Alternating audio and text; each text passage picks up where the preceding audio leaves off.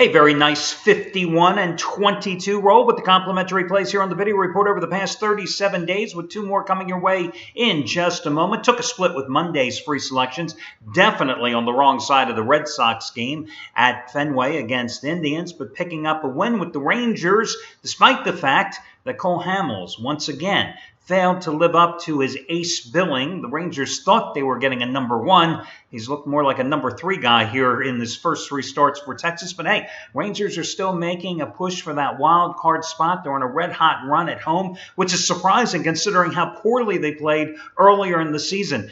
You, of course, probably saw last night's game with the Yankees and Twins. Did you see the rookie pitcher, Brian Mitchell, getting hit by that line drive? I mean, what a mess. And, of course, today you'll see all the articles calling for possible ways to improve safety for pitchers. How? What are you going to do? Are you going to have them wear a face mask? Are you going to put a screen up in front of them like in batting practice? How are you going to do it? Listen, I didn't like physics, and I'm far from a physics major. But if a guy's throwing a ball at 90 miles per hour plus, and the hitter makes contact of that 90 miles per hour plus ball and shoots it back, sometimes in speeds exceeding 100 miles per hour, well, if ball contacts body, bad things are going to happen. And the pitcher is the closest guy to the batted ball. What are you going to do? I just love these calls for improving safety. Now listen, you want to improve the safety for the fan experience by putting up nets further down on the first and third base lines. Remember earlier this year, what was it, at Fenway, where that woman fan got struck? I mean, we see the incidents like this happen a couple times a year. I understand that. Of course, just be prepared that all those fans, for some ungodly reason, are going to complain because they're paying all that money for those seats and they're having their view obscured by the netting.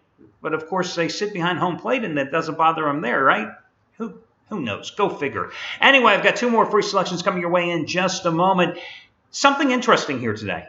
A rarity, definitely. These handicappers here at the site, they all compete against each other for sales. Most of them don't know each other. It's not like we have a big convention and say, hey, all you guys, come down to Miami or let's come to Vegas and let's all hang out. Some of these guys don't even like each other.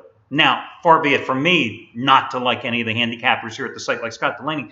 But today, speaking of my good pal, Scott Delaney, Scott Delaney and Craig Davis both have max wager plays on the same game today. So I saw that and I thought, what better play to make the half price play of the day? And then I took it one step further. I made it over half price off. So for Craig Davis, who is going for winning day number 23 out of 30, a stretch where $10 bettors have won $4,550 today, he has his 109 max wager mismatch of the year. He says his team wins by 5 runs. You get it for over half price off by using the coupon code HALF, H-A-L-F. But at the same time, still be aware that Scott Delaney, who's made $10 bettors over $8,000 since May, has a 100-dime play on the same game tonight. And these are the 100-dime plays that over the past 4 years in all sports combined, he is 81, 57, and 2 with. And again, he's on the exact same side. And remember, with Delaney, 50-dime plays or higher, what he considers his max wager plays, made $10 bettors $38,970 over the past 4 years. So again, it's a consensus play, a max wager play, and it's over half price off by using coupon code HALF. The other coupon to be aware of today, I think, is probably Anthony Red, who has quietly put together a nice little winning streak. He's going for winning day number 11 out of 15 today. And over the past 2 weeks, he's made $10 bettors $4,170. Today, 75-dime baseball winner number 6 out of 7, his blowout of the year. He is not on the same game as Delaney and Davis. Let's take a look at your complimentary plays here for today's card. I was tempted to go with the Angels at home on the run line as a $1.25 dog against the White Sox, who, of course, swept them in Chicago last week, and the Angels did manage to actually win a game, coming back after a dismal 1-6 road trip, winning last night's opener in Anaheim 2-1. Problem is, even though I like Garrett Richards, especially at home where he has a 7-3 record and a 2.53 earned run average, and I don't like John Danks on the road, considering his ERA is over 6 in 10 road games, I just can't give the Angels any love here, especially on the run line, since they just aren't scoring any runs. So Despite the fact that the White Sox have lost 5 in a row on the road, I can't go with the Angels on the run line in that game because, hey, Angels have scored, 2 runs or less in 5 of their past 8 games. But I can go with another team on the road from Los Angeles, and that would be the Dodgers on the run line. Even though they're not a dog, I will go with Clayton Kershaw because he's in that groove again and lay the 1.5 runs and make the Dodgers a 125 to 130 favorite at Oakland here tonight. Now, Kershaw, first 9 starts of the season, 4.32 earned run average, right?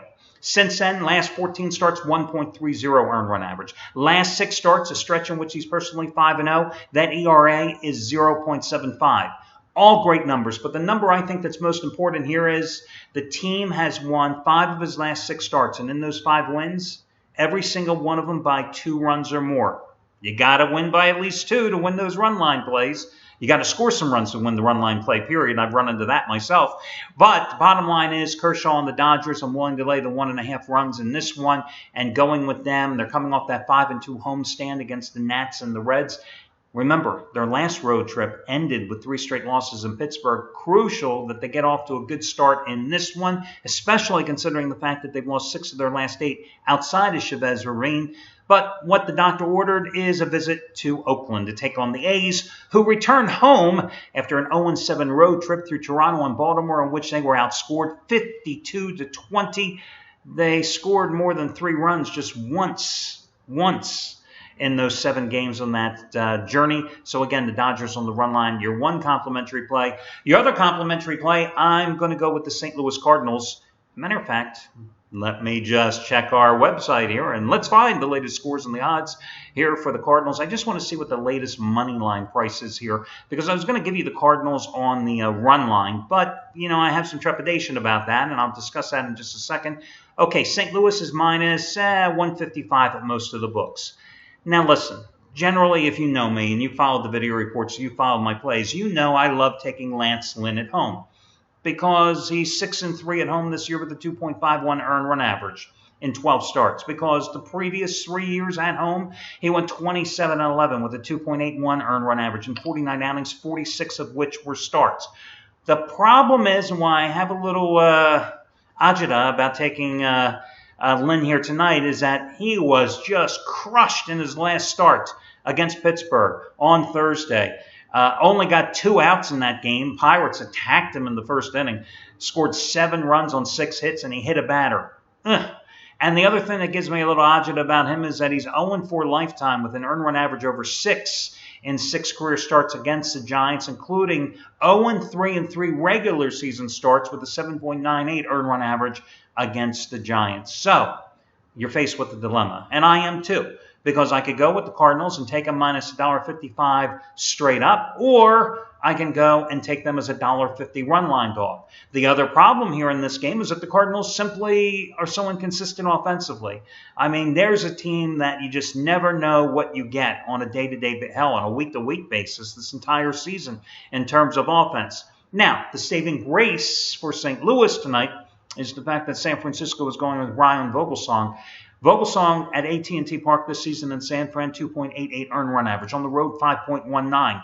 No big surprise, that poor home road split, because if you look at his numbers last year, he had an earned run average of a bit over 3, like 3.06 at home, and on the road it was 5.10. Cardinals 5-2 on their homestand after winning last night's opener 2-1. First time since these two teams met since last year's postseason. They've won 8 out of 11 at home. They're one of the best home teams in the majors. Meanwhile, the Giants have lost 5 in a row and 8 of their last 11 on the road.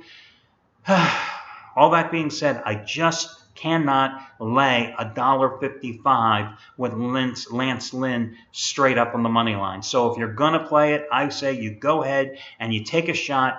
The wiser financial strategy is to take the Cardinals on the run line, making them the $1.50 plus home dog. So the Cardinals and the Dodgers, 2 run line plays, Cardinals being a dog, the Dodgers being a 125 to 130 favorite at Oakland, are your 2 comp plays for today. That'll do it, guys. Best of luck to you all. Catch you again tomorrow when we do this one more time.